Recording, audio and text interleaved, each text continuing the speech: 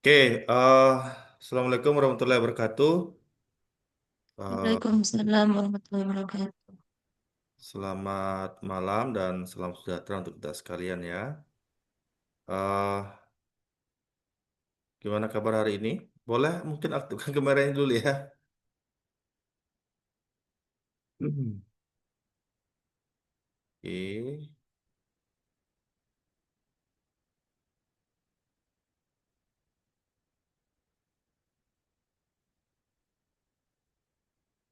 bisa kalian lihat ini? Bisa lihat apa yang saya share ini? Bisa, Pak. Bisa Bisa, ya. Pak. Oke, yang hadir hari ini ada Andrito Rohi ya, ada Nova, ada Retno, siapa lagi nih? Ada De Yana Dawa ya. Oke, hari ini jadwal web kita yang kedua ya, atau yang ketiga sebenarnya ya, yang kedua untuk saya. Dan hari ini kita akan lebih banyak ke diskusi lah ya. Eh, Diskusi, harapan saya Anda banyak bertanya begitu ya. Banyak bertanya tentang aktivitas pembelajaran yang mungkin saja telah kamu baca ya, dan termasuk adalah tugas kedua, ya kan? Tugas kedua untuk minggu ini sudah terbuka kan ya? Sudah, Pak. Sudah Sudah, Pak. sudah terbuka. Mungkin ada hal yang kurang dipahami mengenai tugasnya dan seterusnya. Hari inilah kemudian kalian semua boleh didiskusikan gitu ya. Yang tujuannya adalah eh, tugas duamu ini bisa diselesaikan dengan tepat waktu dan benar begitu. Ah, Mungkin Anda sudah melihat hasil dari tugas satunya kan ya? Sudah, Pak. Sudah, Pak. Sudah ya. Oke, ada yang sudah bagus begitu ya, ada yang sudah cukup bagus. Masih ada juga beberapa yang mengerjakan masih keliru ya.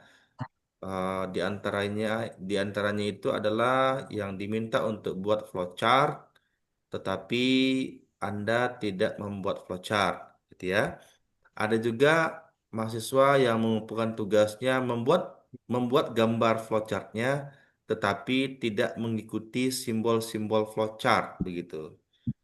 Jadi harusnya yang mana simbol input, yang mana simbol keputusan, gitu ya, atau decision, yang mana simbol proses dan lain sebagainya. Tetapi sebagian besar itu sudah bagus ya. Nah, mudah-mudahan di tugas dua ini itu lebih bagus lagi.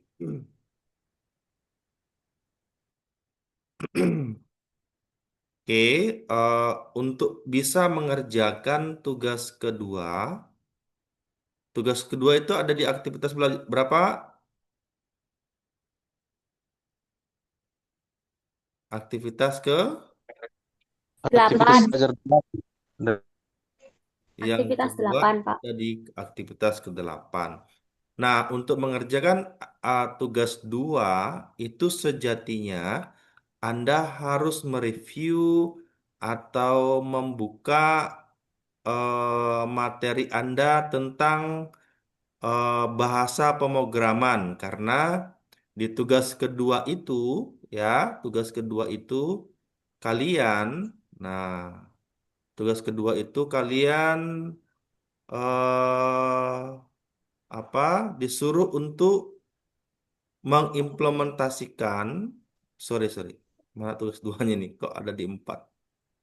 Tugas keduanya itu untuk Anda mengimplementasikan ke dalam bahasa pemrograman. Anda disuruh membuat program sederhana. Ya, program sederhananya ke dalam bahasa pemrograman Apa? Operator Iya. Java, Bahasa pemrograman apa yang kamu pelajari? Java. Nah, bahasa pemrograman Java. Oke. Nah, pada hari ini saya akan berikan beberapa contoh yang kemudian Anda akan bisa mengerjakan secara mandiri dari tugas kedua ini. Begitu ya. Nah, jadi tugas kedua ini juga masih masih sangat sederhana ya. Jadi membuat program sederhana menggunakan operator statement if, gitu ya, statement if untuk mengerjakan beberapa case ini. Ya, ada dua kondisional yang Anda akan kerjakan di tugas kedua. Namun, sebelum mengerjakan ke tugas kedua ini, eh, mungkin saja Anda sudah membaca eh, apa namanya materi inisiasi dari aktivitas belajar kelima. Ini tentang struktur atau mengenai bahasa pemrograman Java, basic Java ya. Kemudian dilanjutkan yang kedua, yang keenam juga demikian mengenai struktur bahasa pemrograman Java. Artinya di sini Anda memahami di mana saya menulis variabel, di mana saya menulis instruksi codingnya. Begitu. Kemudian aktivitas ketujuh ini mengenai tipe data, kemudian variabel, kemudian operator. Karena di tugas keduanya Anda pasti akan menggunakan ini semua. Kan? Pasti tuh ya Anda akan pasti menggunakan variabel, pasti menggunakan tipe data, dan pasti menggunakan juga operator. Oke. Dan yang kedelapan, Anda harus memahami mengenai lebih lanjut tentang operator. Dan yang kesembilan ini adalah penggunaan looping dan kondisi. Nah, ini yang ada di tugasmu. Oke, kita bahas dulu lah mengenai ini ya. Silakan diperhatikan supaya Anda bisa memahami. Tapi sebelumnya saya ingin tanya dulu tuh ya. Saya ingin tanya dulu tuh. Eh, Menurut Anda variabel itu apa sih? Ayo, tahu variabel kan? Variabel. Tahu lah ya. Variabel itu apa? Ada yang komentar? Boleh.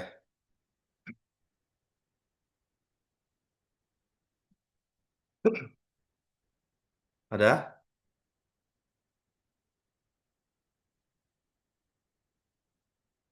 Ada yang tahu apa itu variabel? Boleh di ini menurut pemahamanmu ya tentang variabel.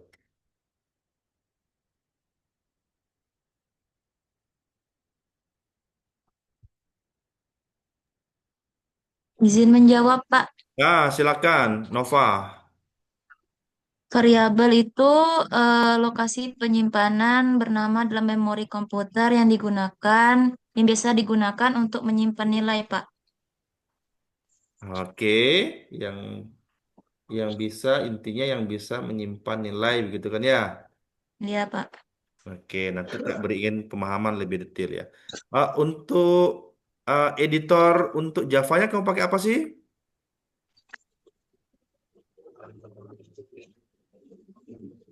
Ada yang pakai NetBeans?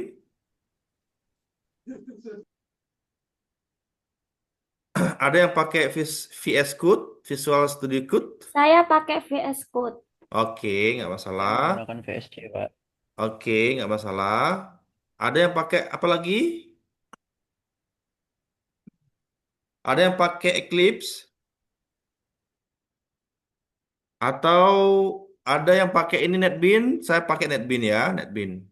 Jadi sebenarnya Anda mau bikin editornya, IDE-nya, IDE-nya itu Anda pakai NetBeans, Anda pakai Eclipse, Anda pakai jQuery, Anda pakai VS Code dan lain sebagainya, tak jadi masalah. Ya, atau bahkan Anda menggunakan Notepad sekalipun boleh juga, gitu ya. Tapi saran saya gunakan editor yang memudahkan Anda dalam proses mengetikkan source code dan proses kompilasi coding program. Oke, sejatinya ada di sekalian bahwa kalau kamu belajar Java itu, di Java sebenarnya Anda bisa bikin tiga platform bahasa pemrograman. Sorry, tiga platform bentuk program, begitu maksud saya. Jadi Anda bisa bikin dalam yang kita sebut sebagai Java aplikasi yang sifatnya standalone, berdiri sendiri. Yang kedua sebenarnya adalah Java applet, artinya aplikasi Java yang dieksekusi melalui web browser.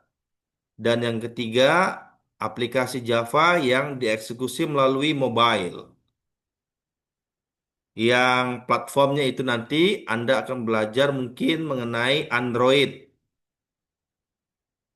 S- Logik Androidnya itu dia pakai bahasa Java. Bukannya Java sih, bisa pakai Kotlin juga boleh ya. Oke, saya berikan contoh mungkin bisa diperhatikan. Em, saya di sini aja lah. Saya bikin sebuah package. Algoritma. Kamu bisa lihat ini, apa yang saya bikin.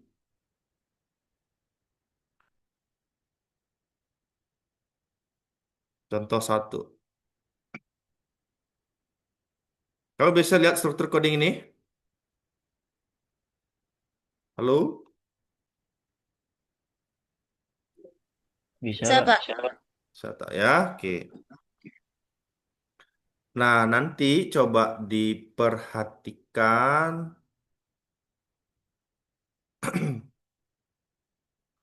Nah,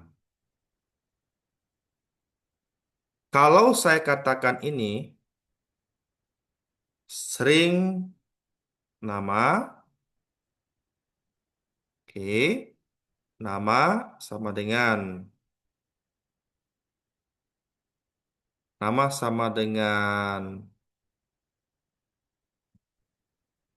Nova, nama sama dengan Putra, nama sama dengan siapa nih? Ada di Firsa. Oke, oke.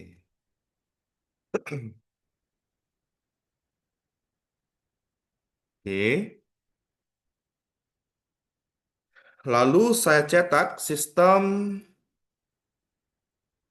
titik out dot print line. LN itu cetak baris ya. Nama. Oke. Bisa lihat coding ini ya. Bisa, Pak. Bi- Oke. Bisa. Kalau begini codingnya, oke. Kira-kira nanti hasilnya apa?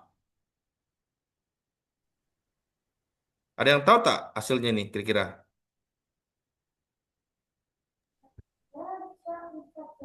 Kalau ngetik nama nanti muncul nama-namanya gitu apa? Nama siapa yang muncul? Apakah Nova, Putra, Firsa? Untuk nama yang keluar terimplementasikan variabel nama yang terakhir, Pak. Oke, kata Yana Dawa, nama yang akan tampil adalah nama yang terakhir. Begitu kan ya, Dawa ya? Iya, Pak. Sesuai Oke, pemahaman saya. oke, good ya. Yang lain? Oke. Nah, kenapa kenapa cuma nama yang terakhir? Nama yang terakhir ini Firsa ya, Dawa. Karena setiap variabel yang ditambahkan itu pasti terupdate, Pak, sehingga variabel yang lama itu tidak digunakan oleh sistemnya, tidak Hmm. terbaca. Atau oleh komputer itu selalu dibaca yang terakhir, kecuali jika variabel nama tersebut menggunakan nama variabel yang spesifik. Oke, intinya intinya adalah nama ini adalah apa tadi? Variabel, Variabel. Tadi ada yang mengatakan variabel itu adalah media untuk menyimpan apa? Dat Data data atau nilai. nilai Ah, benar. Atau variabel itu juga disebut dengan istilah simbol. peubah. Kenapa peubah? Yang tadi itu yang dibilang ya dawa, ya nadawa ya. Karena memang nilainya berubah-ubah. Kan gitu ya. Dan variabel itu hanya bisa menyimpan satu data atau satu nilai. Satu variabel hanya bisa menyimpan satu nilai saja. satu data atau satu nilai. Nilai. Benar. Jadi maknanya di baris ke-9 ini nama itu sama dengan nova. Artinya nama nova itu akan disimpan ke variabel nama. Jadi sekarang sejatinya nama itu isinya adalah nova, kan? Oke. Kemudian di baris ke-10 nama yang sebelumnya isinya adalah nova, sekarang bukan lagi nova namanya, melainkan putra. Putra. Ah, di baris ke-11 nama sama dengan Firsa yang sebelumnya nama ini isinya adalah putra, sekarang diganti menjadi Firsa. Sehingga kalau saya tampilkan, saya cetak dia, print line, nama, nama, dan nama. Nama siapa? Ya ini nilainya. Oh, Begitu. Sehingga kalau saya kompilasi ini, saya running, maka nanti menghasilkan nama Firsa sebanyak 3 kali. Firsa, Firsa ini ya, Firsa, Firsa, dan Firsa. bisa. Nah, sekarang coba Firsa. Ya, Firsa nih ya. Ya, Kalau saya ingin menampilkan nama Nova, Putra, dan Firsa, logika sederhananya bagaimana, Firsa? setahu saya sepertinya untuk namanya itu dikasih angka gitu, Pak. Nama satu, nama dua, nama tiga. Di sistem outprint ini juga dikasih nama satu, nama dua, nama tiga. Jadi nanti kalau misalnya mau menampilkan namanya Nova, Putra, dan Firza, tinggal tulis nama satu, dua, tiga gitu. Mungkin, Oke, Pak. ya benar ya. Jadi intinya kita harus membutuhkan nama variabel yang Beda. berbeda. Karena tadi pengertian dari variabel itu adalah media yang bisa menyimpan data atau nilai, tetapi dia hanya bisa menyimpan maksimal Satu satu data. data saja. Kalau dia mau menyimpan 2 data, maka kamu butuhkan 2 variabel yang berbeda. Benar tadi yang dibilang oleh Pirsa. Jadi di sini kamu harus butuhkan nama satu, nama 2, nama 3. Jadi di sini menjadi nama satu, nama 2, nama 3. Dan di sini diganti menjadi nama satu, nama 2, nama 3. Hasilnya nanti adalah eh, nama. Oke. Hasilnya adalah ketiga-tiganya tampil. Nova, Putra, dan Firsa. Bisa dipahami ya? Siap bisa, Bisa, Pak. Pak. Kalau saya mau menampilkan data mahasiswa sebanyak 1.000. Logikanya,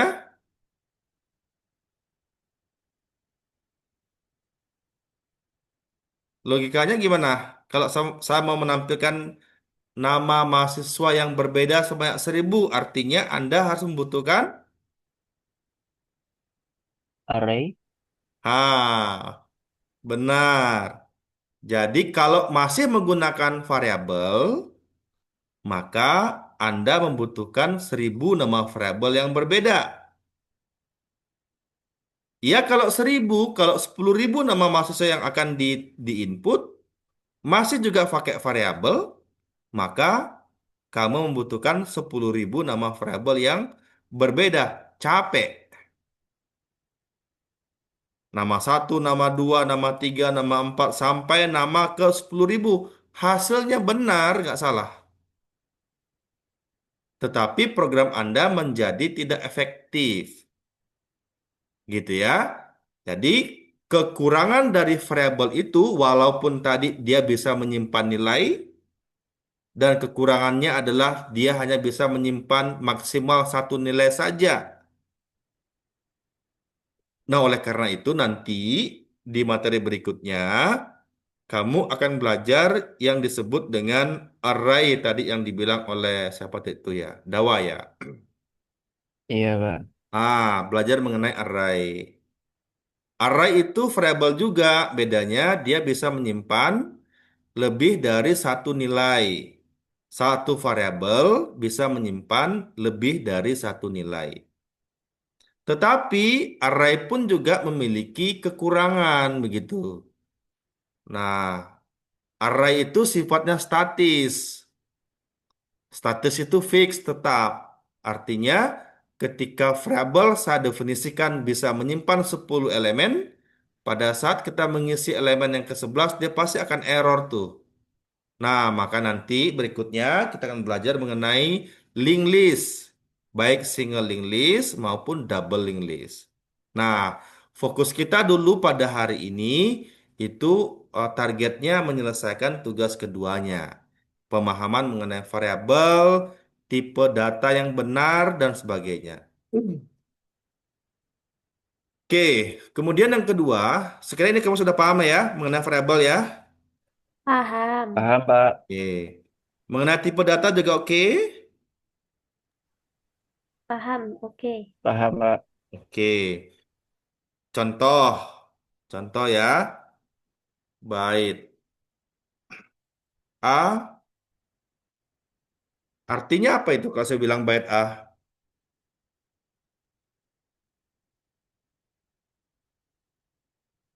Tipe data yang menyimpan angka yang kecil, Pak. Aha. Berapa bisa dia simpan datanya?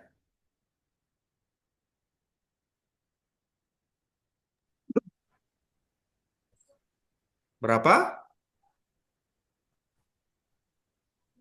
1 bit. Ya, Maksimal. 1 bit, 8 Hah? bit. Aha. Kalau saya katakanlah saya definisikan variabel A ini bertipe byte, berarti A ini akan bisa menyimpan data maksimal berapa? Satu, dua, dua, 8. Salah ya. Satu, dua, 27. 7. Sampai. Artinya dalam tipe data itu kalian harus memahami ya satu jenis tipe datanya ada yang kita sebut sebagai tipe data bilangan numerik ya ada tipe data bilangan real atau pecahan ada tipe data karakter ada tipe data string kan. Nah, tipe data numerik itu pun juga ada pembagiannya juga tuh. Ada tipe data bilangan bulat. Bilangan bulat itu ada byte, ada short, ada integer, ada long integer. Gitu kan ya. Jadi maknanya masing-masing tipe data ini kamu harus mengetahui range nilainya. Maksud saya adalah kapan saya menggunakan byte, kapan saya menggunakan short, kapan saya menggunakan integer, kapan saya menggunakan double, kapan saya menggunakan float. Paham ya?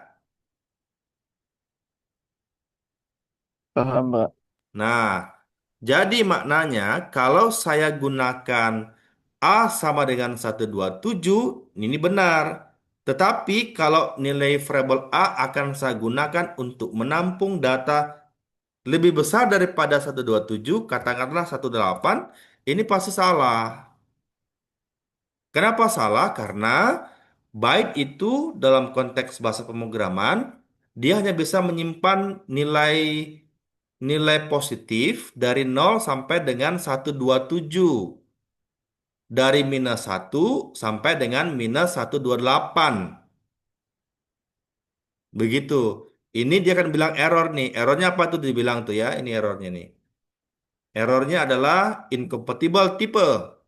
Possible loose conversion from input to byte. Jadi, tipe data yang kamu deklarasikan dalam variabel A ini itu salah. Artinya dia melewati jangkauan dari variabel A gitu ya. Karena A itu maksimal hanya bisa menyimpan 127. Oke, maka kalau datanya akan disimpan lebih daripada 127, maka di sini sebaiknya Anda menggunakan tipe apa? Di atasnya byte Short, apa? Di short, Pak. atasnya tipe byte apa?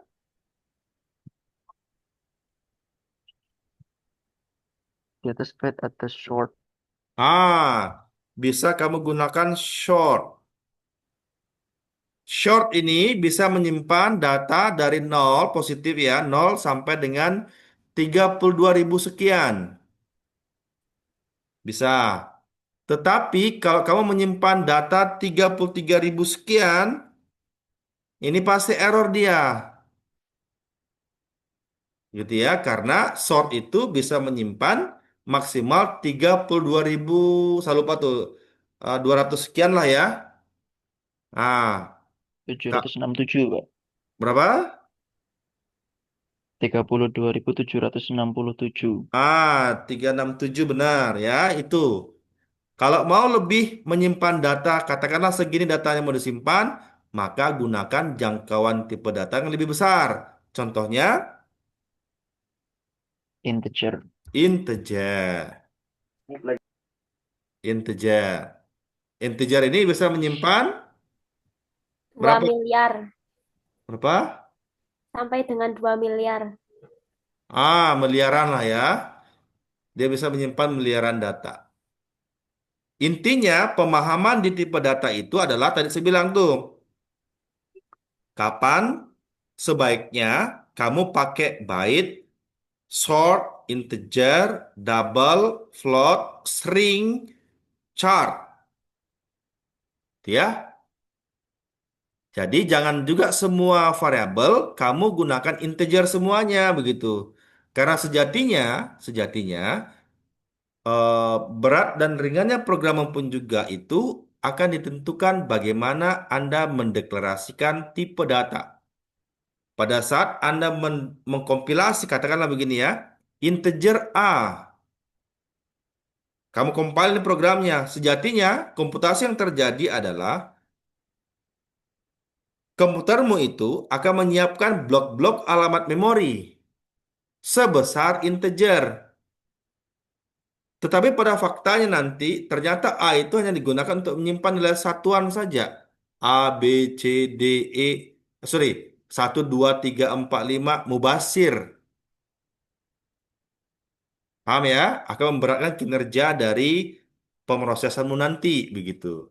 Jadi harus dipikirkan maksimum variabel yang bisa maksimum nilai yang disimpan di variabel itu berapa. Maka tentukan tipe data apa yang Anda mau gunakan. Jelas sampai di sini? Jelas, Pak. Jelas, Oke. Pak. Jelas, Oke. Nah, kemudian yang berikutnya adalah operator. Operator, sekira kamu sudah paham lah ya. Ada operator assignment. Assignment itu penugasan kan ya. Assignment itu penugasan. Penugasan itu bentuknya ada Plus sama dengan. Ini maknanya, katakanlah, eh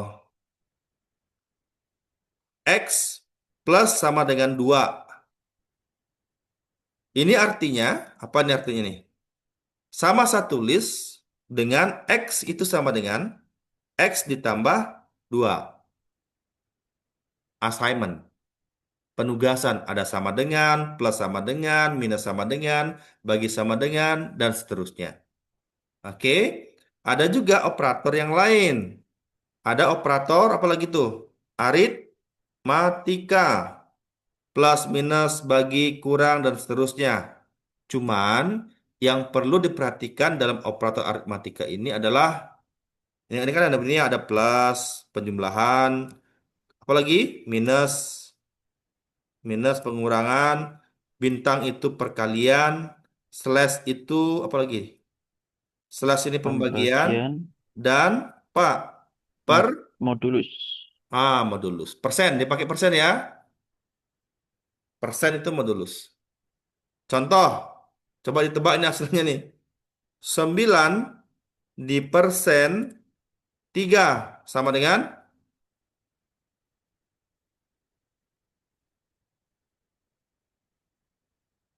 berapa? 9% 3 berapa yo?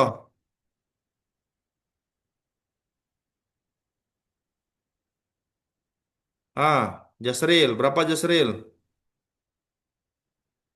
Putra.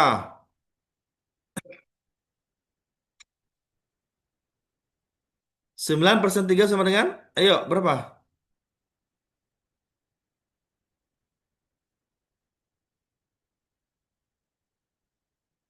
Berapa? Sama dengan? Nol lah. Kan? Kalau 9% 2 berapa yuk? Sama dengan?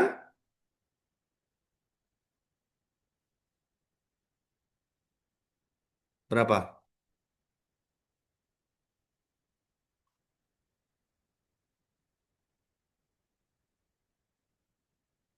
Suara saya dengar? 1.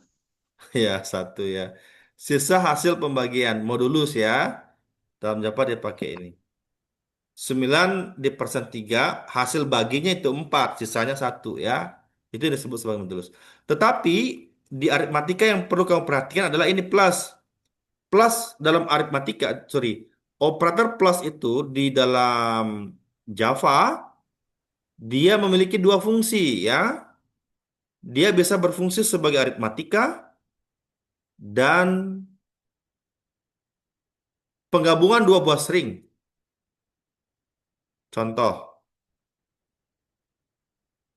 nih, print lain nama, nama satu tambah nama dua tambah nama 3. Apa hasilnya nih? Semua data di semua variabel Nah, dimunculkan. ya, nanti hasilnya Nova, Putra, dan Firsa. Firza. Ini kan Nova, Putra, dan Firsa. Jadi plus di sini fungsinya bukan sebagai aritmatika ya, melainkan sebagai penggabungan dua buah string. Paham ya? Paham, Pak? Oke, tak beri contoh lagi.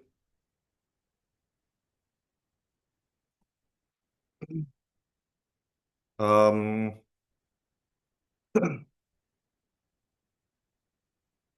A ditambah B plus 2 tambah 3.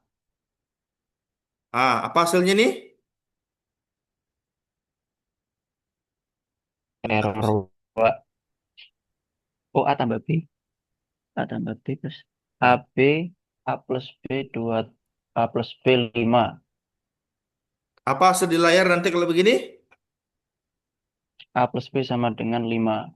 Ya, ini hasilnya nanti adalah ini hasilnya ya. A ditambah B sama dengan 5. Jadi, plus di sini fungsinya bukan sebagai penggabungan string, melainkan dia berfungsi sebagai aritmatika. Penjumlahan 2 tambah 3 5. Tetapi plus di sini fungsinya dia sebagai penggabungan dua buah nilai. Nilai yang pertama nilai seringnya A tambah B sama dengan ditambahkan digabungkan dengan hasil aritmatikanya ini. Maka hasilnya adalah 2 ditambah A ditambah B itu sama dengan 5. Operator. Jelas? Jelas, Pak. Oke. Ada Jelas. juga kalau nanti ada pertanyaan boleh langsung disela saja ya kalau ada hal yang nggak dipahami. Ada juga operator yang lain. Ini ringkasan saja. Ada operator namanya operator logik, kan? Operator logik. Apa itu operator logik? Ada? Ada? N. And or. Ada? Or. Or. Bagaimana tuh or sih? Garis lurus. Or, benar. Ada? Apa lagi? Itu. Apa namanya nih? Exclamation. Ya, XOR. Oh, oh ya. Ya kan? XOR. And or XOR. Ada lagi nggak? Tanda Ada. seru. Apa lagi? Tanda seru. Tanda seru Pak, exclamation Tanda atau serunya apa? negasi. Negasi, ingkaran kan ya? Ada lagi? Ya. Operator ini. Operator tanda tanya. Tahu N ya? Tahu N? Apa tuh N? Dan. Iya, dan. Tapi logikanya bagaimana? Oh, N itu gini, gini ya. Saya gambarkan nih N. Oke. True. Di mana tulis ya? Inilah. Ini true. Ini true. Ini false. Ini false. Ini true. Ini false. Ini true. Ini false. Kalau dia N itu jika dia akan bernilai benar jika kedua operannya itu bernilai benar. Selebihnya salah. Jadi kalau saya bilang true and true hasilnya true. true. True and false, False. false. False and true, False. True. false.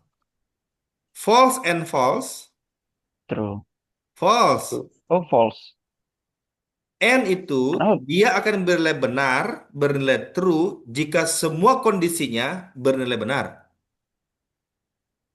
Oh. Itu N. Oh. Oke, paham? Paham, paham. Kalau or, Paham. kalau or dia akan bernilai benar jika salah satu nilai operannya, salah satu kondisi yang bernilai benar, maka hasilnya adalah benar. Selain itu false. Jadi true or true. True. True, true True. or false, True. true, false or true, True. true, false or false, False. false. Ini or. Oke. Kalau XOR, XOR, XOR ini dia akan bernilai benar jika hanya ada satu saja nilai operan yang bernilai benar, hasilnya baru benar. Selain itu false. Jadi kalau saya katakan true XOR true, hasilnya adalah True. false. False. True XOR false, hasilnya adalah true. False XOR true, hasilnya true. False XOR false, hasilnya adalah false. Jelas? Mohon maaf, Pak, bisa Ya. diulangi lagi penjelasannya, Pak. Kalau dia XOR, dia akan bernilai benar menghasilkan nilai true jika hanya ada satu saja nilai operan yang bernilai benar. Selebihnya false. Contohnya tadi, Oh, berarti cuma satu true aja ya, Pak? Tidak boleh dua. benar. Kalau dia true XOR true ya salah. Itu XOR. Oke, oke. Oke. Baik, Nah, paham, Pak. tetapi di dalam Java, operator AND ini dan OR ini ada dua bentuknya. Ada N-nya, kamu pernah lihat ya? Ada N-nya dua kali dan ada N-nya satu kali. Contoh ya, contoh nih. Contoh. Saya clear dulu nih.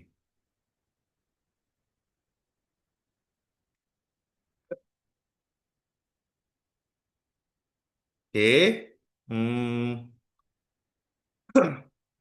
contohnya, apakah satu lebih kecil dari dua? Oke. N, apakah apakah 5 itu lebih lebih besar dari satu?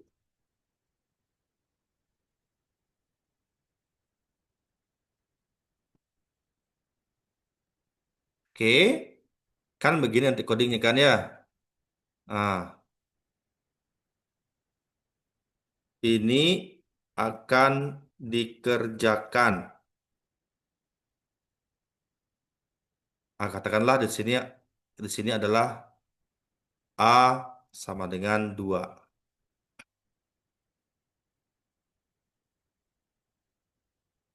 Pertanyaan saya, kalau begitu kondisinya, nah dalam struktur Java-nya ini, oke, ini disebut dengan suku di sebelah kiri. Ini disebut dengan suku di sebelah kanan. Oke. Ada juga yang menulis seperti begini. Sorry. Ya, satu lebih kecil dari dua, N 5 lebih besar dari satu. Kalau benar, kerjakan ini. Kalau salah, kerjakan yang mana? A sama dengan 2. Tahu bedanya ini antara N-nya satu dengan N-nya 2?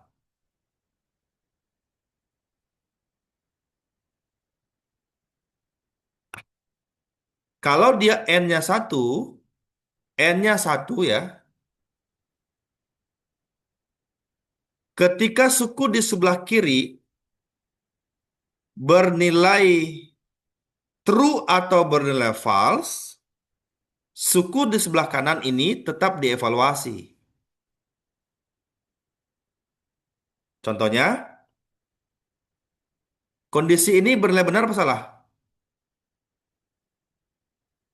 Benar, Pak, Apakah karena satu sudah lebih Benar, kecil dibagi. daripada dua? Benar, benar. Benar. True ya. Ya, true. Ya ini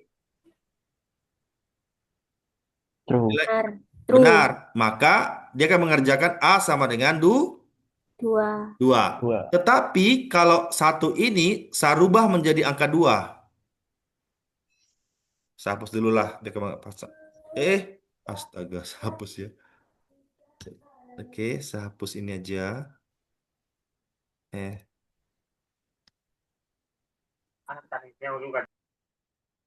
eh, eh, eh. Hmm.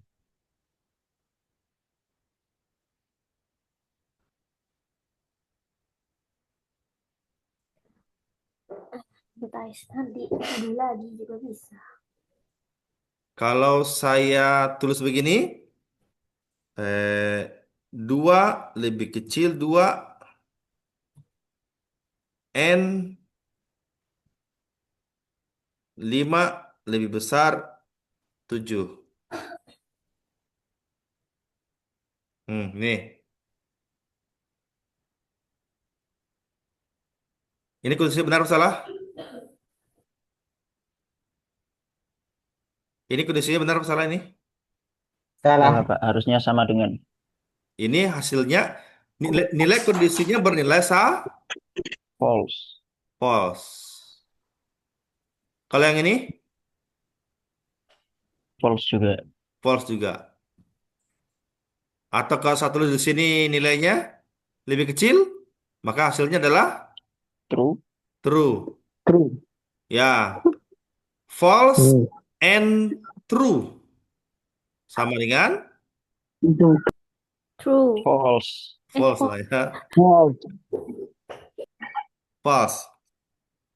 False. Tetapi, tetapi Aku balik. kalau dia menggunakan satu n-nya, kalau sukunya di sebelah kiri sudah bernilai false, dia tetap mengerjakan ini. Tetapi kalau dia menggunakan dua n-nya, katakanlah di sini angkanya 2 ya. Nah, apakah 2 lebih kecil dari 2? Kondisinya bernilai salah. Ketika suku di sebelah kiri sudah bernilai salah, ini nggak dikerjakan lagi. Tidak dievaluasi lagi kalau dia menggunakan dua n-nya, dua operatornya. Tetapi kalau satu n-nya, suku di sebelah kiri dia sudah cek dan bernilai salah, dia tetap mengerjakan ini. Walaupun kita tahu kalau dia n satu salah, berikutnya di sini dia mau benar, mau salah, hasil akhirnya pasti False. gitu ya. Jadi yang lebih efektif adalah yang menggunakan dua n-nya. Oke ya, sudah dipahami ya? Paham, Pak. Paham, Pak. Nah, kalau dia satu satu or-nya dan dia dua or-nya itu berbeda maknanya tuh. Kalau dia dua or-nya, kalau dia sudah cek suku di sebelah kirinya di sini sudah bernilai true, suku di sebelah kanannya di sini nggak lagi diperiksa, tidak lagi dikerjakan. Karena kita tahu kalau dia or satu benar, berikutnya di sini dia mau salahkah, mau benarkah hasilnya, hasil akhirnya pasti bernilai true. Oke.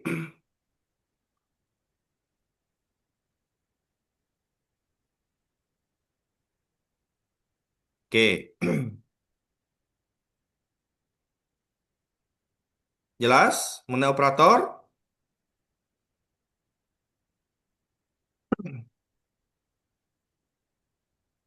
Jelas ya. Jelas.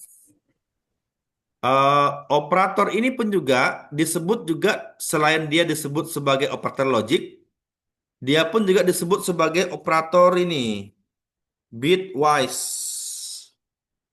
Operator manipulasi data biner. Contohnya misalkan ya, kalau saya bilang A sama dengan 6, B sama dengan 2. Lalu saya tulis C sama dengan A N B. C sama dengan berapa? Yuk, ada yang tahu nggak jawabannya itu?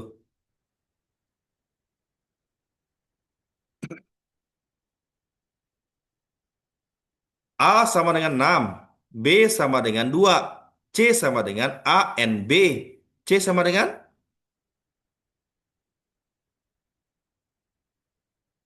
C sama dengan A. Jadi kamu harus memahami ini ya. Contohnya di sinilah, koma B, koma C. Kan? A itu sama dengan 6, B itu sama dengan 2, C sama dengan A N B. System, the out, the print, line. C, ada yang tahu berapa hasilnya C?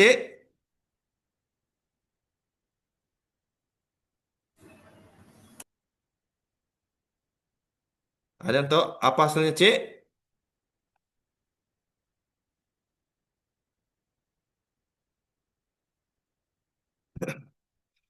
Ada tak?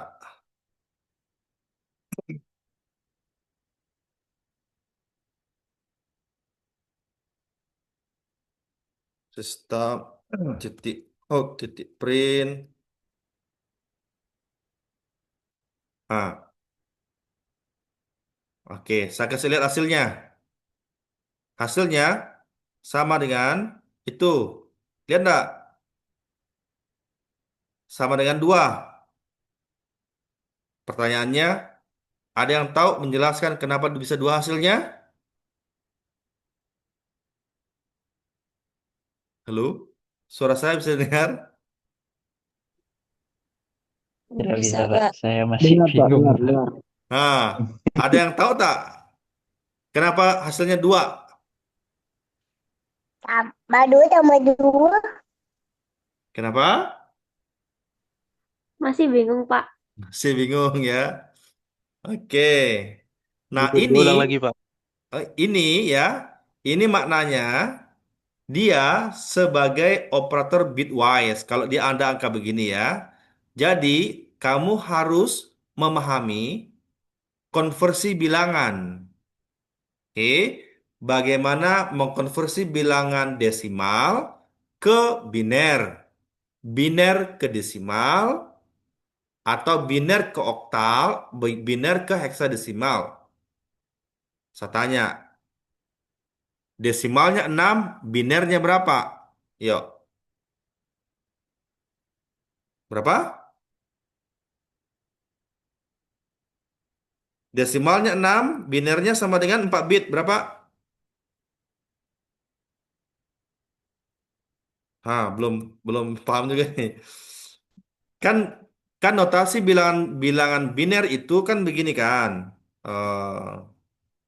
Satu, dua, empat, bagi 8, 8, terus 16, 16. 32, Terus 32, 64, 128, dan seterusnya. 64. 64, 128, Oke.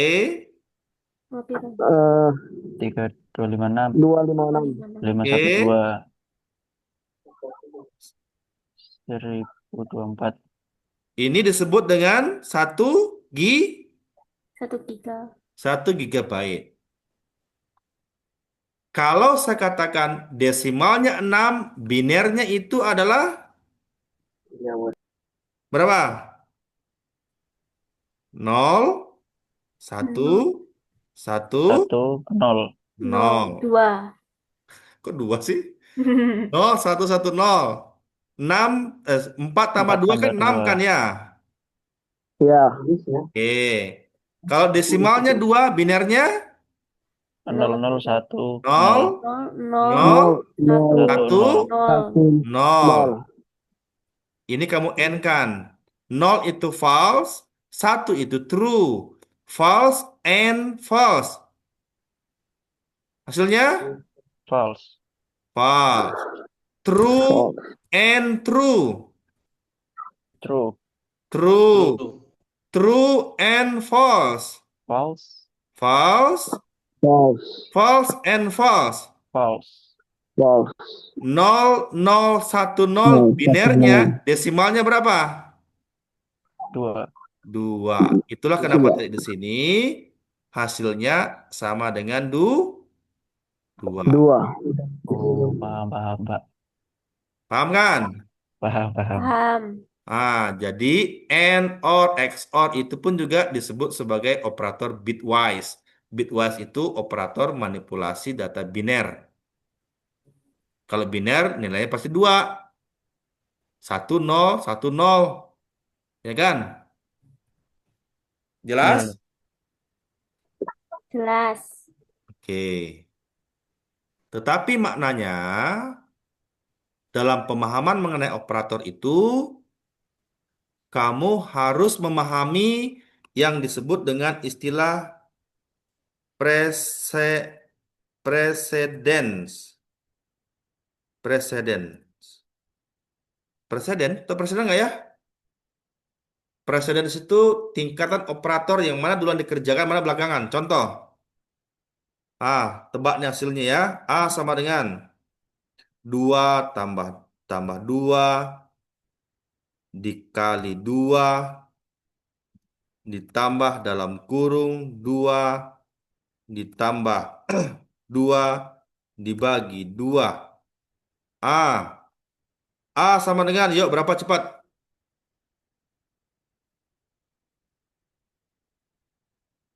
Ayo berapa? 9. Ada yang bilang 9, ada lagi yang bilang berapa? 7. Ha. Berapa lagi? 7. 4, 5, 6. 9, 9. 9, Pak. 9, Pak. Berapa nih? Ada lagi tak? 9, Ah, Pak. 9, ada yang bilang 9, ada yang bilang 7. Yang benar yang mana sih? 9, Pak. Pak. Jadi, Salah, Pak. ya. Jadi pemahaman operator, Anda juga harus memahami tingkatan operator yang mana duluan dikerjakan, yang mana di belakangan. Itu pun juga berlaku dalam komputasi di codingnya. Kalau begini, maka yang mana duluan dikerjakan? Perkalian dan pembagian, kemudian yang Salah. dikurung. Yang lebih tinggi itu adalah Yang buka dikurung. dan tutup kurung dulu kan. Itu ini nih tak kasih lihat lah nih. Hmm, tunggu.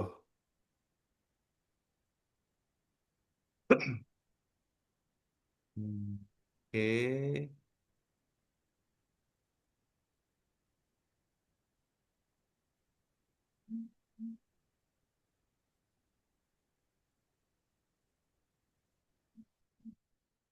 Ini kayaknya.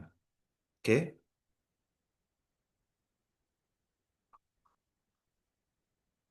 Ini nih. Ini kan, nih. Bisa lihat ini nggak? Bisa, Pak. Bisa, Ah, Pak. ini nih ya, ini.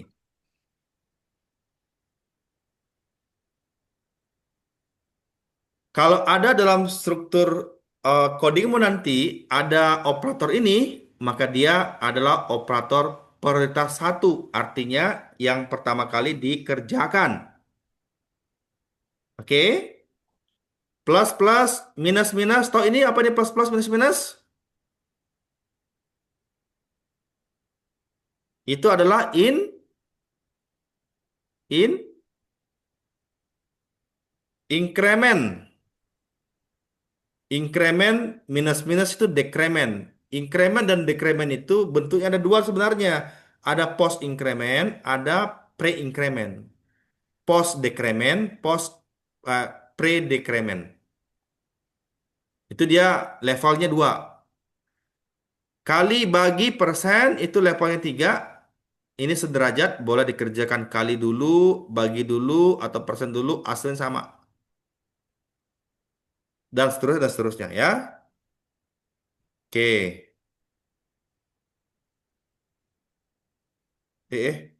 Kok stop share?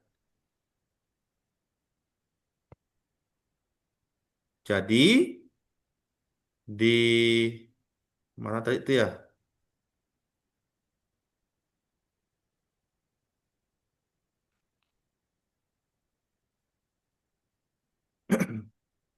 Ini tadi, maka yang dikerjakan mana dulu? Ini kan, ya enggak? Lu. Iya, Pak. Nah, di Ya, Pak. dalam kurung ini ada dua operator. Yang mana dulu dikerjakan? Yang pembagian. Pembagian dulu. Kalau kamu kerjakan 2 tambah 2 dulu, itu salah.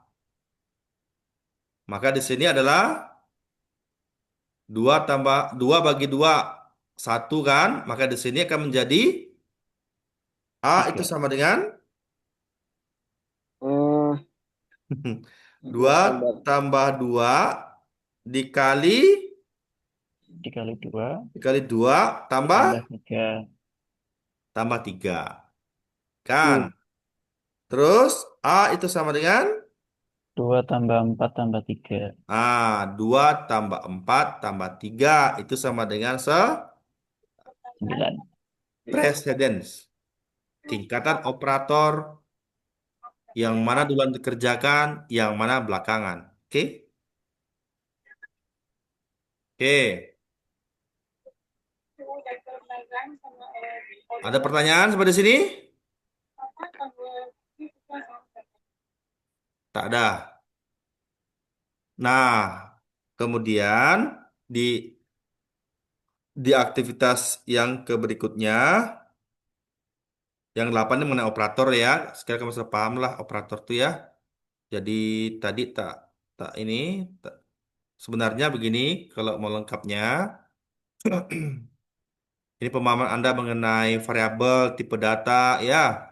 Kemudian tipe data primitif, ada boolean, byte, short, char, dan seterusnya, integer, long, float. Mengenai eh, mengenai operator ini ya. Kemudian mengenai ada juga operator assignment, penugasan, ada juga operator increment, decrement, dia pakai plus plus, dia pakai minus minus. Dan di dalam Java dia kenal dua ini increment, ada disebut sebagai post increment, artinya operator increment ini ditulis setelah nama variabel. Ini disebut sebagai pre-increment. Operatornya ditulis sebelum nama variabel. Oke, ada operator logik, lebih besar, lebih kecil, dan seterusnya. Kalau dia logik itu berarti nilainya cuma ada dua, kan ya? eh Benar atau salah? True atau false? Ada operator boolean, ada AND, OR, XOR, AND-nya dua kali, OR-nya dua kali, NOT, dan operator tanda tanya. Operator persyaratan. Oke, kemudian mengenai precedence dan seterusnya. Oke. Nah, lalu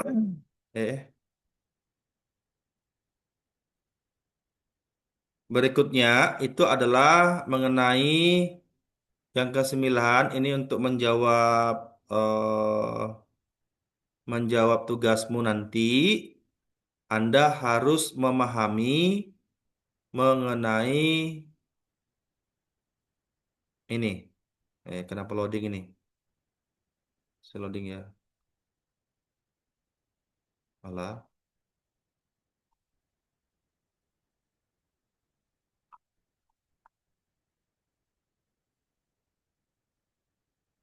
Mengenai pemilihan.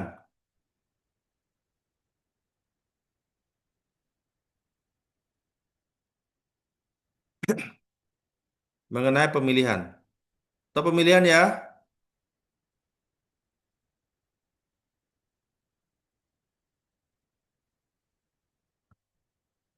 Pemilihan. Itu ada dua dalam Java sebenarnya. Ada penggunaan if, else, dan yang kedua itu ada namanya switch.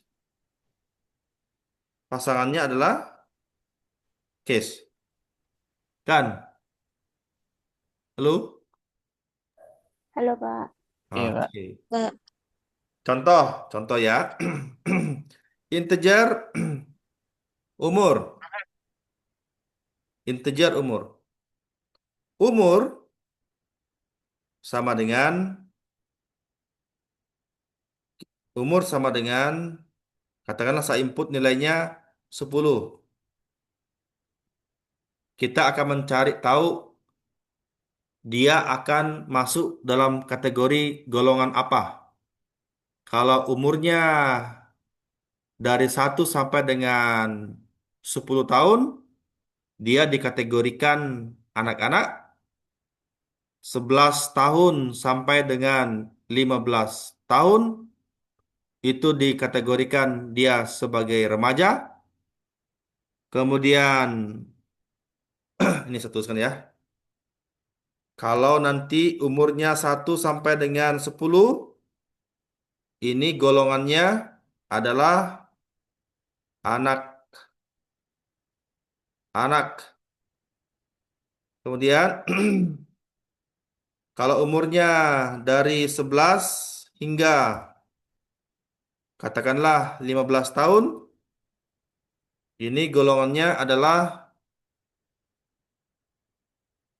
apa nih? Remaja. Katakanlah begitu ya. Kemudian 16 hingga eh, hingga 30 tahun, ini golongannya adalah kok remaja dewasa.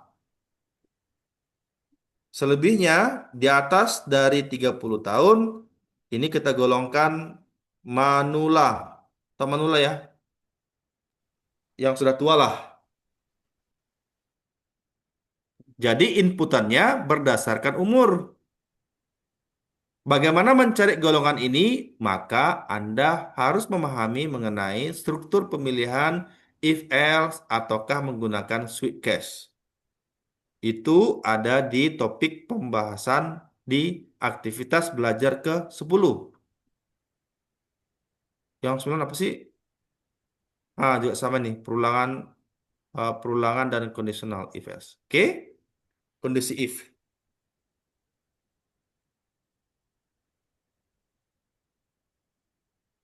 Saya berikan contoh pemahamannya. Bisa lihat ini nggak? Bisa? Bisa. Bisa, Bisa, Pak. Pak. Oke, ini ya. Pemahaman mengenai instruksi utama di dalam Java, if else. Contohnya begini.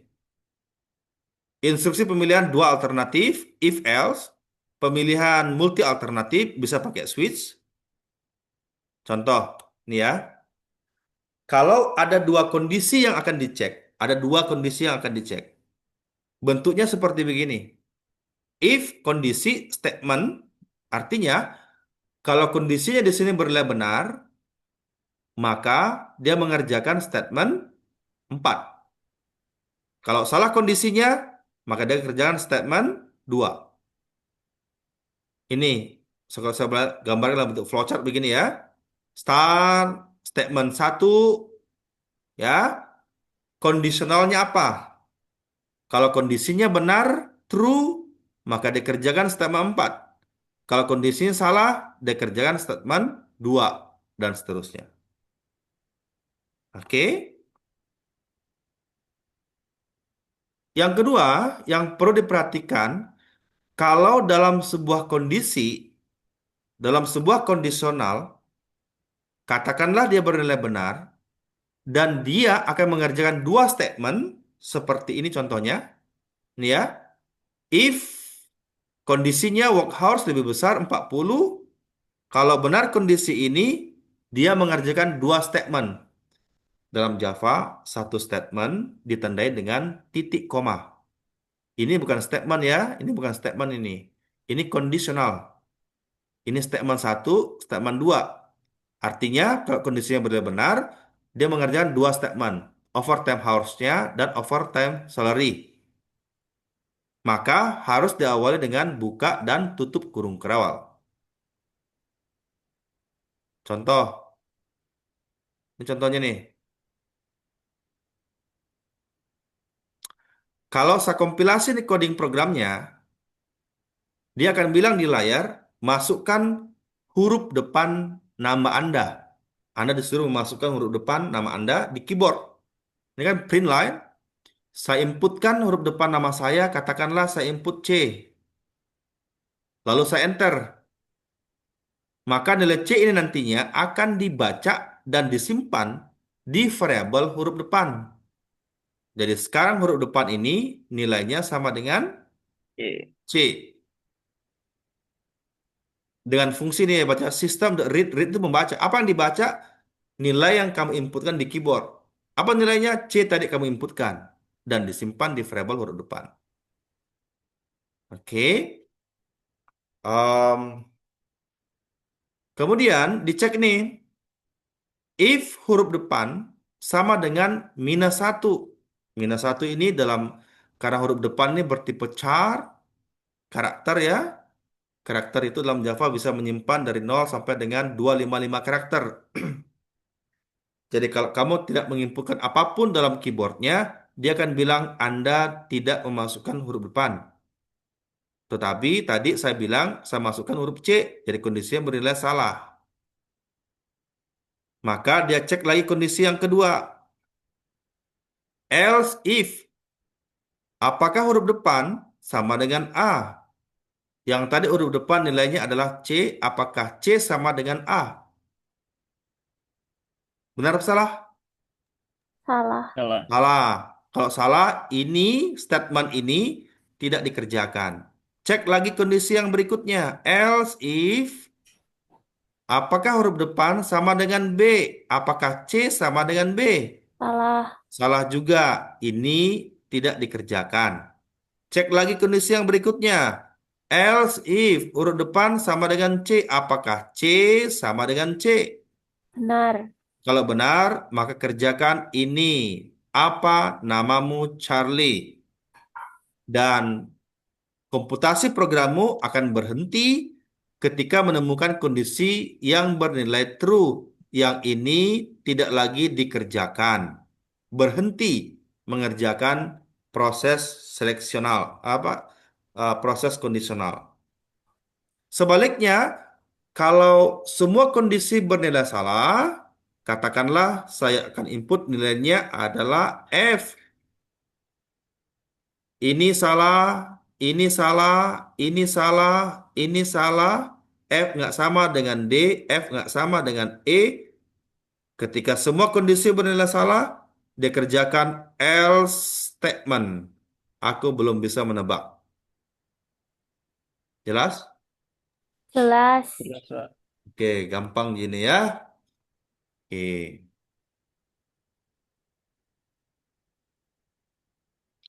Lalu, contoh yang kedua. Nih, coding program ini kalau saya kompilasi, maka nanti di layar akan muncul. Masukkan nilai akhir Anda. Saya inputkan di sini, katakanlah nilainya 70. Maka nanti nilai input ini nilainya sama dengan 70. Nah, cuman perlu dipahami, eh, return value di dalam Java itu apapun yang kamu input dalam keyboard dengan fungsi readline, read itu membaca, ya, dia akan membaca nilai string. Sehingga kamu harus ubah dari string ini yang nilainya tadi 70 ini akan diubah ke integer, ke angka dan simpan di variabel NA. NA itu bertipe integer. Jadi NA itu sekarang nilainya sama dengan 70. Dia cek if NA apakah 70 di sini itu lebih besar 85. Benar salah? Salah. Salah. Nah, ini nggak dikerjakan. Else if ini benar salah? Salah. Salah. Salah. Ini juga nggak dikerjakan. Else if ini Benar. benar. Dia akan True. mengerjakan nilai huruf sama dengan C. Hmm. Dan baris berikutnya tidak lagi dikerjakan. Kecuali, tadi saya bilang, kalau semua kondisinya bernilai salah, katakanlah saya input nilainya di sini, nilainya 30 gitu ya. Kondisi ini salah, ini juga salah, ini juga salah, ini juga salah, maka dia akan mengerjakan else statement. Jelas? Jelas. Jelas, Pak. Nah, kalau jelas, seharusnya em, di tugas duanya dengan sangat mudah Anda sudah bisa mengerjakan dengan cukup baik. Dan di tugas duanya ini sangat sederhana. Ini Anda disuruh membuat program sederhana, ya, mengimplementasikan operator yang digunakan dan statement if untuk kasus ini tadi. Sama kan tadi ya? Berarti kamu akan membutuhkan variabel, tentukan variabel itu bertipe apa, lihat berapa nilai yang ditampung dalam soalnya, maka sesuaikan tipe variabel yang kamu gunakan. Oke, jika dia golongannya A, maka gajinya sekian, B sekian, C sekian. Oke, ada juga kondisi yang kedua. Ini kondisi yang pertama toh untuk mendapatkan gaji. Kemudian kondisi yang kedua untuk mendapatkan gaji lembur. Gaji lemburnya berdasarkan jam kerja. Sorry, jam lemburnya. Kalau dia lemburnya 1 jam, maka gaji apa namanya? eh Gaji lemburnya itu adalah 30% atau 0,3 dikali dengan gaji pokok. Berapa gaji pokoknya? Tergantung golongannya. Kalau golongannya A kamu inputkan, maka gaji pokoknya adalah 5 juta. Oke? Jadi di sini ada yang untuk gaji ada 3 kondisi yang harus dicek, ya. Kalau gaji lembur ada 5 kondisional. Ini dia sudah mempertegas juga inputan pada program Anda adalah cuma 2, input golongan dan input jam lembur. Lalu setelah diinput 2 itu, tampilkan berapa jumlah penghasilan. Rumusnya gaji gaji gaji golongan ditambah dengan gaji lembur. Begitu. Gampang kan? Ada yang kurang dipahami? Boleh kalau ada? Jelas? Jelas, Pak. Jelas ya. Jadi sudah tadi saya berikan contohnya dan seterusnya. Harapannya ini kamu bisa mengerjakannya. Ini sudah ada 2 orang yang kumpul. Sebentar akan saya periksa. Mudah-mudahan benar.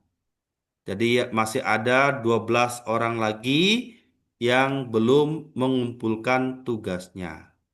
Sorry 12 sih. 14, sorry. 14 orang lagi yang belum mengumpulkan. Masa ada waktunya sepertinya ini salah ya.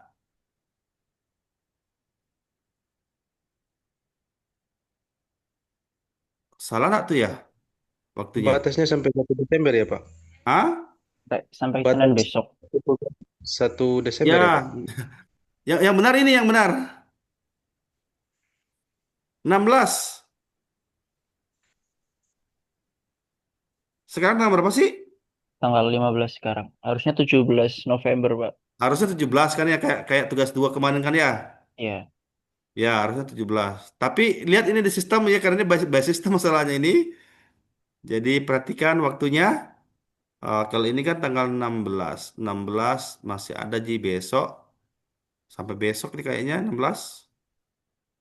16 hari lagi tuh, Pak. Kenapa? 16 hari lagi tuh, Pak. 16 hari lagi tuh, Pak. 16D Kan ya, batas waktu kumpulnya 16 lah, 16D ya, sudah. Tapi seperti ini salah deh. 1 Desember, Pak, batas waktunya itu. Iya, Desember, Pak. maksud saya biasanya biasanya itu tugas tugas ini itu kayak tugas satu kemarin ya. Tugas satu kemarin Iya, itu kan dia berakhir di hari Senin harusnya. 15 hari. Iya, betul. Jadi 15. Ah, tapi ini terlalu lama. Nggak tahu lah, nanti tak tanya di adminnya ya. Tapi maknanya kerjakan dengan segera, ya, kerjakan dengan segera. Lalu dikumpul kalau sudah selesai. Baik, Pak. Ya, dikumpul. Ini batas waktunya 1 Desember 2025, Pak. Mulai dari 3 November sampai dengan 1 Desember. Itu saya bilang eh, kemungkinan adminnya salah setting gitu ya. Kemungkinan. Karena biasanya tugas tugas itu waktunya berapa hari sih mengerjakan tugas? 15. 15 hari. 15 hari. Nah, sedangkan ini masih ada dan 16 kan? Padahal tugas itu 16 sudah terbuka dari hari dari Senin. 3 November Senin Tanggal yang 3 lalu. kemarin. 3 kemarin. Ya, tanggal 3 3 apa sih? 3 November. Hari Senin ya, Pak. Tanggal 3. Iya, Senin ini. minggu. Tapi maknanya, maksud saya adalah ini kan tugasmu ini bisa segera kamu selesaikan ya. Jadi kalau sudah selesai, katakanlah sebentar malam kamu kerjakan, atau mungkin besok pagi sudah selesai. Jangan menunggu hari terakhir, langsung kumpul saja. Paham Ya, ya? Pak. Ya, Pak. Mm-mm. Jadi itu maksudnya, jadi segera dikumpulkan bagi yang sudah selesai. Oke? Ada hal yang ingin ditanyakan sampai di sini? Izin bertanya, Pak. Ya, silakan Firsa. Kan apa ada videonya. Terus di videonya itu dijelaskan bagaimana eh, programnya beroperasi. Untuk contohnya itu, apakah semua golongan dicoba atau cukup salah satu? Jadi misalnya golongan A terus jam lembur 2 jam gitu. Apa harus semuanya dicoba? Maksudnya video video penjelasan dari tugasmu kan? Maksudnya kan? Iya, Pak. Ya, jadi kan di tugas 2 ini kamu disuruh untuk apa namanya membuat program sederhana. Jadi maknanya kamu harus menjelaskan struktur program yang kamu bikin, gitu ya. Yang kamu bikin untuk menjawab soal yang diberikan. Katakanlah soal pertama ini kamu diminta untuk membuat kondisional tentang ini. Kamu jelaskan tuh di coding program yang mana begitu maksudnya. Dan terakhir kalau sudah selesai semuanya, kamu kompilasi dan simulasikan. Kalau saya input nilai nilai golongannya A, lalu jam lemburnya 2, nanti hasilnya bagaimana? Kemudian disimulasikan lagi dengan yang kedua gitu ya. Saya input B, katakanlah begitu, dan saya input jam lemburnya 3, hasilnya sesuaikah ataukah tidak begitu. Ya cukup 2 sampel sajalah kamu berikan contoh di outputnya. Baik, Pak. Terima kasih. Mm-mm. Jadi kalau dibuat videonya, saran saya ada ada gambar, ada suara. Begitu ya, karena ada beberapa saya periksa di kelas yang lain itu ada gambar, tak ada suara. Suaranya itu dia pakai musik, saya nggak perlu musik begitu. Yang perlu adalah penjelasan oral presentationmu, pemahaman alur logika pemrogramannya itu yang kamu jelaskan. Paham ya? Paham. Baik, Pak. Terima kasih. Oke. Ada lagi yang lain?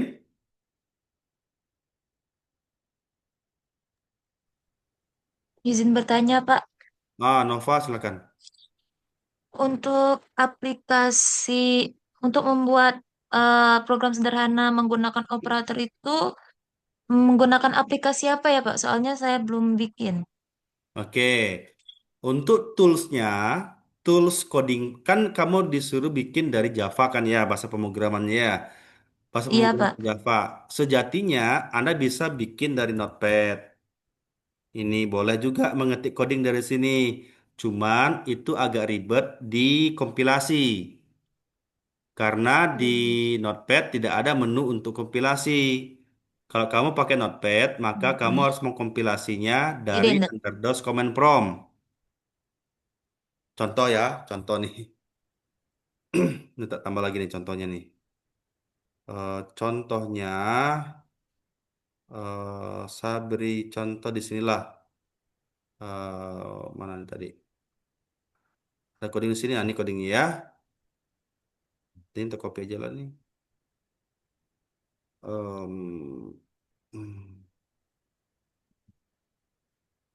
Ini bisa kamu ketik program dari sini sebenarnya. Kelas tes aritmatika. Tapi saran saya, kamu nggak mengetik coding dari sini. Karena ribet. Ribetnya itu apa? Ribetnya itu kalau ini contoh. Ini kan ya. Saya simpan. Save as. Simpan di drive D. Ini contoh. Saya bikinlah UT. Lalu saya bikin namanya contoh. Atau tadi namanya apa sih? Eh, Tadi namanya tes aritmatika ya. Tiga. Dot Java. Simpan di sini. Nah, lalu kamu kompilasi dari sini. D.2 CD UT dir. Ini kan ya. Ini filemu tes aritmatika. Baru dikompilasi Java C. Java compile. Tes aritmatika dot Java. Enter. Nah, kalau benar dia akan hasilkan file kelas. Nih kan, tes aritmatika.class. Lalu jalankan Java spasi tes aritmatika enter. Tes aritmetika ya, metika. Nama kelasnya metika. Nah, ini hasilnya. Halo, ini contoh sesuai dengan apa yang kamu bikin dalam codingnya. Menampilkan hasil halo ini contoh. Ribet kan? Ah, Ribet, makanya Pak. saran boleh pakai ini. Saya nggak permasalahkan kamu pakai dari mana saja boleh. Dari di sini juga boleh. Tapi nanti disimulasikan di Underdos Command Prompt. Nah, saran saya pakai ini boleh. Pakai NetBeans. NetBeans. NetBeans ini open source. Bisa kamu download di netbeans.org.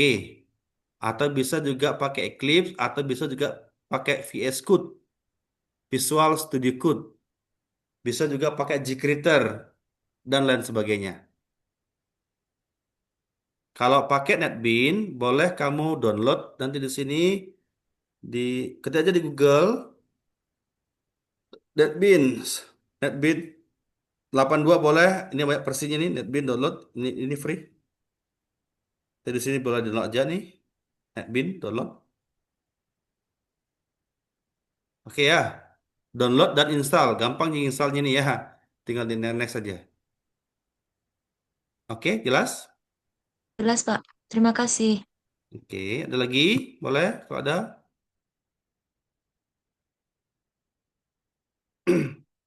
Cukup? Cukup ya? Cukup, Pak. Oke, jadi silakan dimaksimalkan dengan tugasnya. Karena di mata kuliah berpraktek ini Anda difokuskan di tugasnya, gitu ya. Jangan sampai tugasnya kamu lupa dan terlambat untuk disubmit. Baik, Pak. Pak. Oke. Web Baik, Pak. berikutnya kita akan ketemu lagi nanti di pertemuan atau aktivitas belajar ke Yang 14. 14, benar, ke 14. Jadi usahakan hadir supaya kita lebih intens diskusinya dan masih akan ada lagi tugas yang ketiga, satu lagi tugas tuh, gitu ya. Jadi Hari Senin. Senin, Senin tugas tiganya diberikan. iya cocok karena jadi hari apa? Hari Senin itu tugas ketiganya itu akan ada di aktivitas belajar ke-12 minggu depan. Makanya saya bilang biasanya itu tugas 2 akan berhenti di hari Senin biasanya, minggu depan. Tapi saya nggak tahu kenapa lama banget ini waktunya. Kalau lama sih nggak jadi masalah sih ya, ada kesempatan bagi mahasiswa untuk bisa upload. Tapi jangan sampai itu salah setting gitu ya. Harapannya kalau bisa mengerjakan mungkin besok bisa dikumpul dan seterusnya. Oke ya. Ya, Pak. Ya, Pak. Oke, sekira demikian. Kalau ada hal-hal yang kurang dipahami, boleh ditanyakan melalui chat di e-learning atau boleh juga di WA group yang saya buatkan untuk Anda. Oke, sekira demikian untuk hari ini. Selamat malam semuanya, selamat beristirahat. Baik, Pak. Baik, Pak, terima kasih. Selamat malam. Selamat malam. Oke.